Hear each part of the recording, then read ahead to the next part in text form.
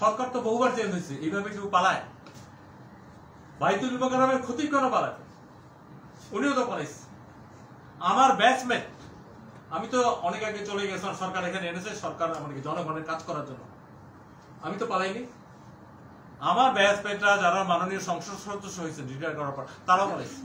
এই সম্পদ বিবরণী দাখিল, আপনারা এখন জানেন কর্মকর্তা কর্মচারী বলে না, এখন সবাইকে বলা হয় কর্মচারী। আমাদের ঘরে 15 লাখ কর্মচারী সরকারি, বেসরকারি হিসাবে আমরা বলতে চাচ্ছি না, বলার দরকারও নেই। এদের আগে আমরা মনে করতাম শুধু কর্মকর্তাদের দিতে হবে যারা ট্যাক্স পেয়েবল, কিন্তু দেখা গেছে চতুর্থ শ্রেণীর কর্মচারী, পিওন অথবা আমরা কি বলবো ড্রাইভার 400 কোটি টাকা অথবা 9 কোটি টাকা এখন তো পাওয়া যাচ্ছে। এই জন্য এটাকে মডার্ন আপডেটেড ওয়েতে যাতে সম্পদ বিবরণী দাখিল করতে পারে এই কাজটা শুরু করেছি। এটার মূল মেসেজটা গতকাল দেওয়া হয়েছে।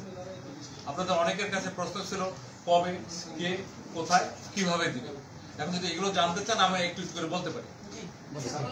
আচ্ছা, প্রথমত হলো এই কাজটা যেহেতু আমরা দুর্নীতি বলতে দুদক বুঝি, গতকাল আমার এখানে দুদকের সেক্রেটারি সাহেব আসছিলেন, আপনারা ওনার কাছে বিট করেন।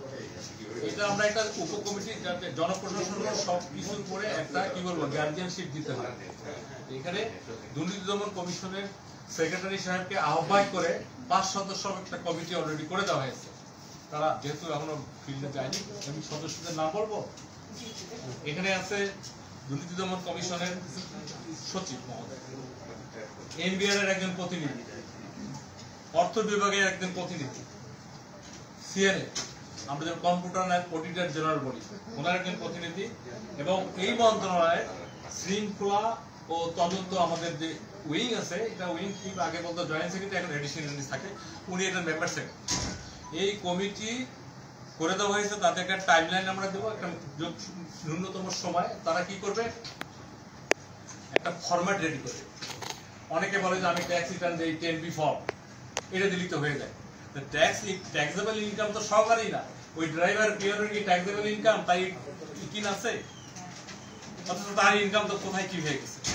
আমাদের কাছে গভর্নমেন্টের এই আমরা কি বলবো অভ্যুত্থানের পরে যে আমাদের দ্বিতীয় স্বাধীনতার পরে যে সরকার, তারা যে এজেন্ডা আছে তার মধ্যে একটা আছে, আমরা বহুবার শুনছি এই কথাটা, zero tolerance, but we mean ইট।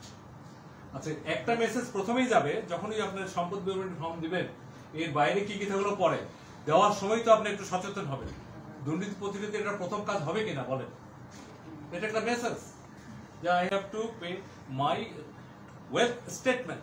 শুধু ব্যাংক অ্যাকাউন্ট না, এর সাথে কোথায় কি আছে, জমি জমা সঞ্চয়পত্র, মানে আমি যদি সম্পদের বিবরণ দেই, এই কমিটিতে যখন হবে, টিওআর হবে, কবে কোথায় কে কিভাবে জমা দেবে, তখন আমরা ওই তালিকাও দিয়ে দেবো সম্পদের মধ্যে কি কি।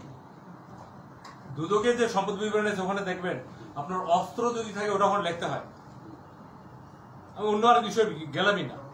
এই জন্য আমার মনে হয় যে এই বিষয়টা এখন খুবই জরুরি এবং মেসেজটা দেওয়া দরকার যে কার কত কি সম্পদ, এটা দিলে আমি মনে করি পরিবারগুলো সেভ হবে। আজকে যে মেসাকার সবচেয়ে এফেক্টেড কে হয়েছে, যে ভোগ করছে সেখানে তার পরিবার আমাদের কেন্দ্রবিন্দু। আমরা যদি এই কথা বলি, oldest organization in the world is family. এর চেয়ে বড় প্রাচীন প্রতিষ্ঠান আর কিছু নাই।